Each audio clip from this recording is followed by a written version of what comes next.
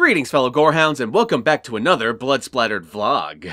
So I was recently informed by a fan that a movie called Beyond the Gates hit Netflix streaming this last week and that I should absolutely see it. And truth be told, I knew a little bit about this movie beforehand. I knew that it starred Barbara Crampton and that it was an 80s throwback movie a la The Void or House of the Devil, so I knew it was up my alley. So I said, fuck yeah, I'm gonna check that movie out and I'm gonna do a motherfucking vlog on it. Now for those of you who don't know, Beyond the Gates is about two brothers who inherit their father's video store. But the circumstances around them inheriting it is weird because their father didn't die, he just went missing for no reason. One day he was managing the store like everything was normal, and then the next he was out of town. No warning, no note, no nothing. But enough time passes that he's declared dead in absentia, which basically means he's dead in absence. And now it's up to his two sons who really don't get along to take care of his estate. But then one day, deep within the video store, the two brothers discover this old VHS board game called Beyond the Gates. And feeling a bit nostalgic themselves because they used to play these old board games with their father, they decide to throw the tape on and play the game for themselves, but that turns out to be a mistake. Because for the rest of the movie, they find themselves fighting for their very souls in this evil as fuck VHS game. So in a way, this movie is like what would happen if Jumanji was shot like a Stewart Gordon film and was a flat-out Lucio Fulci style gory horror film. And believe me, if you heard that description I just gave a second ago and you didn't get a little hard or a little wet, then this movie will not be for you.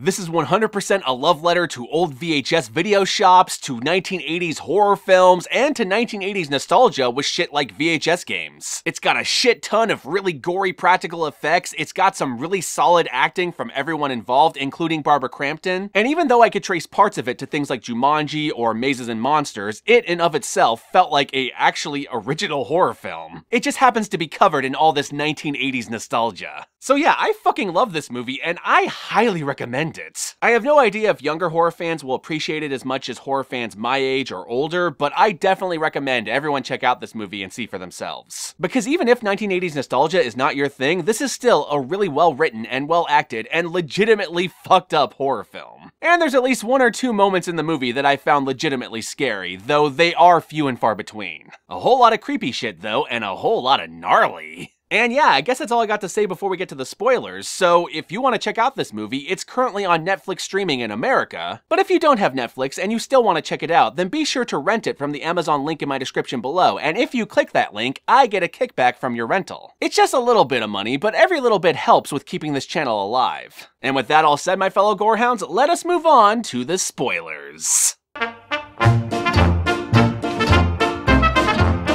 Alrighty then, so you have these two brothers who inherit their father's video store, and right away it's pretty clear that these two brothers do not get along in the slightest. The eldest one from out of town is extremely uptight and very much on the lawful alignment, while his brother is not only homeless, he's a bit of a loose cannon. Well, I suppose he's not the loose cannon, his best friend is, but he hangs out with loose cannons. And at one point in the movie, he flat out shoplifts something with zero remorse, so he is clearly not lawful like his brother. But that's not to say he's a bad guy, because it's very clear that both him and his brother have mutual resentment for really good reasons. And while it's very obvious why the big brother didn't want to come back into town because he has all these really terrible memories flooding in, it's also very understandable why the little brother would be resentful of the big brother for not being there when he needed him most. Because he skipped town a long time ago and left the little brother stranded. And then when the father went missing, the little brother called his big brother for help, but it took him a really long time to finally come into town. And what I like about both the writing and the acting here is immediately you have empathy for both characters. Both are in the right in their own way, and there really is no moral high ground.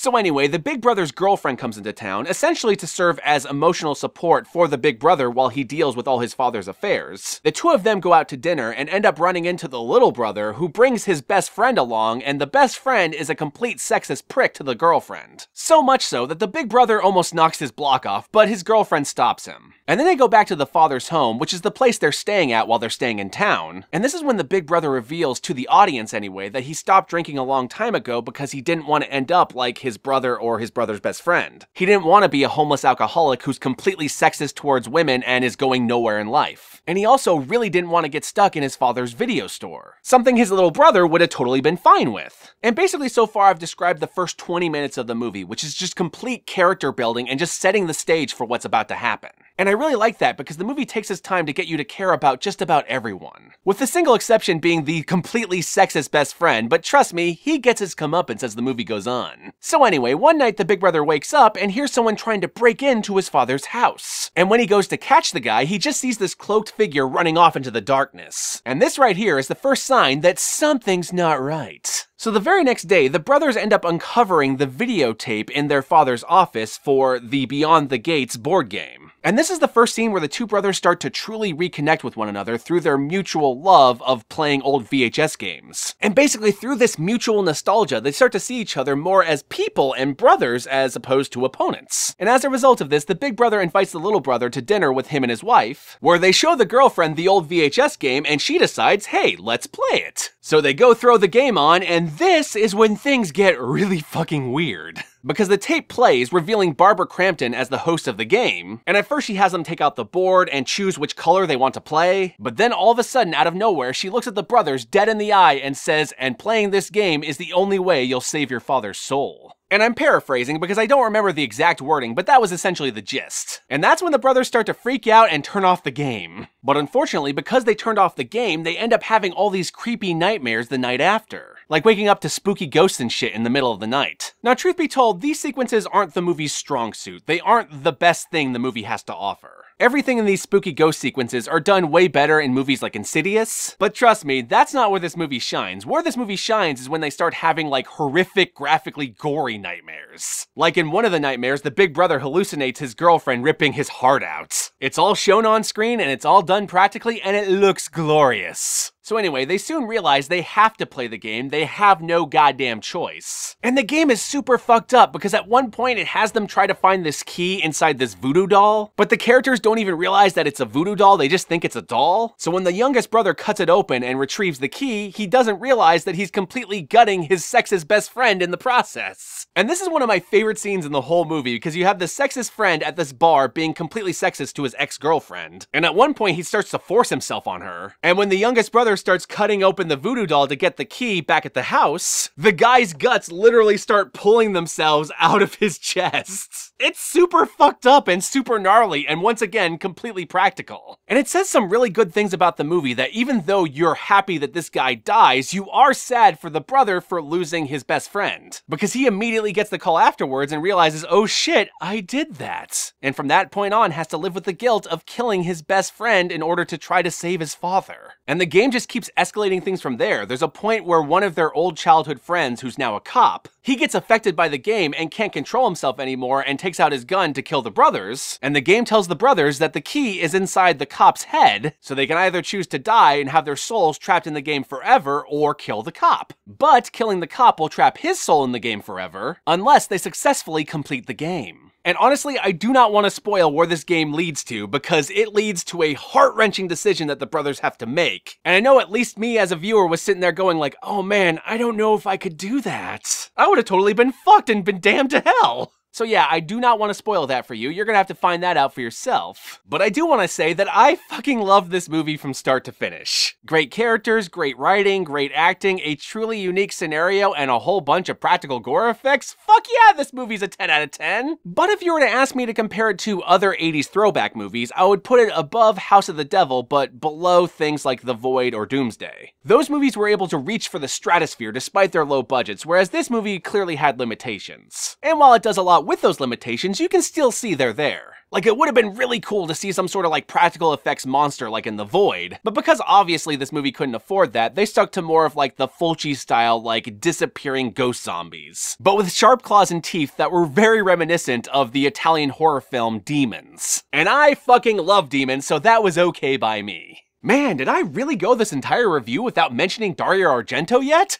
Fuck, shame on me. Anyway, my fellow gorehounds, as per usual, be sure to like, comment, subscribe, and don't forget to ring that notification bell so that you're notified of my videos immediately upon their upload. And as I always say, peace out, my fellow gorehounds, and I'll catch y'all later.